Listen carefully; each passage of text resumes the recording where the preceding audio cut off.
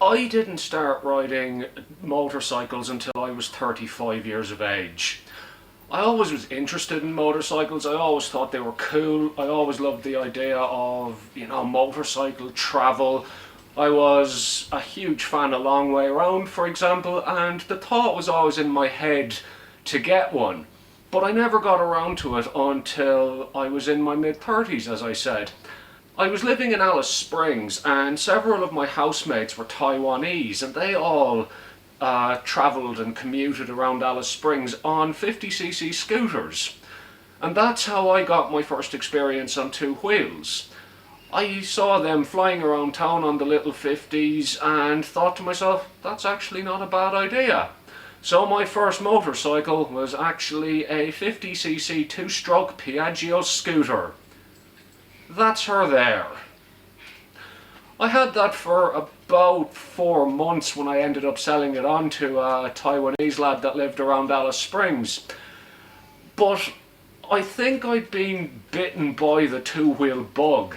I had an awful lot of fun on that little scooter. I even took it off-roading, as you can see here.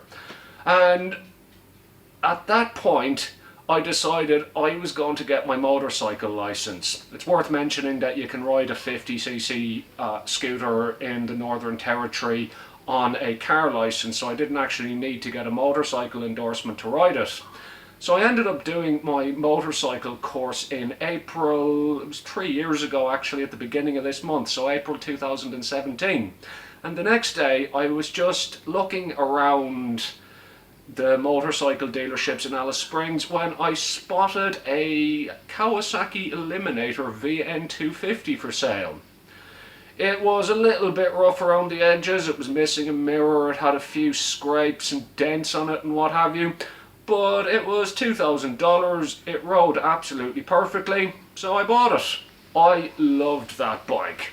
It wasn't very fast, obviously, as a 250, but I rode that thing all over the place. I rode that places that, well, maybe in hindsight, taking a 250cc cruiser was probably not the ideal vehicle for it, but it got me around a lot of Central Australia without any hassle, and it never went wrong on me once.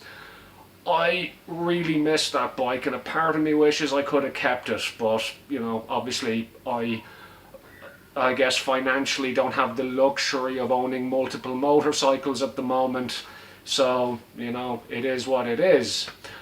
I had that bike about 6 months when I ended up selling it and buying a Yamaha R3.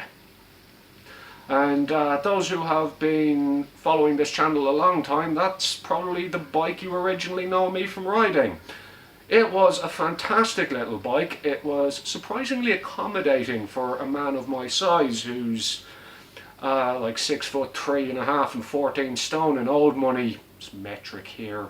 And I absolutely loved that bike. It was so much fun on a twisty road. It was great to just blat around town.